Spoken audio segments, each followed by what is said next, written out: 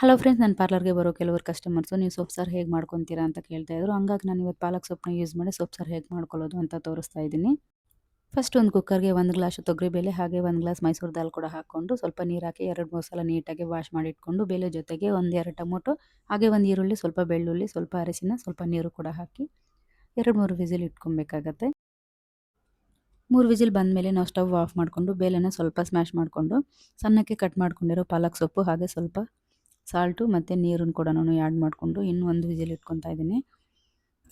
ಈಗ ಒಗ್ಗರಣೆಗೆ ಒಂದು ಪಾತ್ರೆಗೆ ಸ್ವಲ್ಪ ಕೊಬ್ಬರಿ ಎಣ್ಣೆ ಹಾಗೆ ಸ್ವಲ್ಪ ಸಾಸಿವೆ ಜೀರಿಗೆ ಹಾಕ್ಕೊಂಡು ಅದಕ್ಕೆ ಸ್ವಲ್ಪ ಒಣಮೆಣಸಿನ್ಕಾಯಿ ಹಾಗೆ ಈರುಳ್ಳಿ ಕೂಡ ಹಾಕಿ ಸ್ವಲ್ಪ ಫ್ರೈ ಮಾಡ್ಕೊಂಡಾದ್ಮೇಲೆ ಅದಕ್ಕೆ ಸ್ವಲ್ಪ ಕರಿಬೇವಿನ ಸೊಪ್ಪು ಹಾಗೆ ಸ್ವಲ್ಪ ಇಂಗು ಕೂಡ ಹಾಕಿ ಸ್ವಲ್ಪ ಫ್ರೈ ಮಾಡ್ಕೊತಾ ಇದ್ದೀನಿ.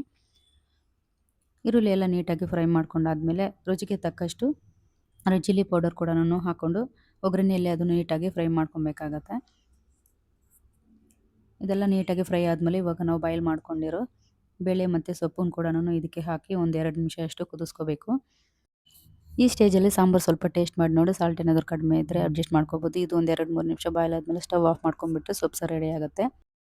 ಈಗ ನಾನು ಮಾಡಿ ತೋರಿಸಿರೋ ರೀತಿಯಲ್ಲಿ ನಮ್ಮ ಮನೆಯಲ್ಲಿ ನಾನು ಸೊಪ್ಪು ಸಾರು ಮಾಡ್ಕೊಳ್ಳೋದು. ಇದು ಮುದ್ದೆ ಮತ್ತು ರೈಸ್ ಎರಡಕ್ಕೂ ಚೆನ್ನಾಗಿರುತ್ತೆ. ಈ ರೆಸಿಪಿ ನಿಮಗೆ ಇಷ್ಟ ಆಗಿದ್ರೆ ಒಂದು ಲೈಕ್ ಮಾಡಿ, ಶೇರ್ ಮಾಡಿ.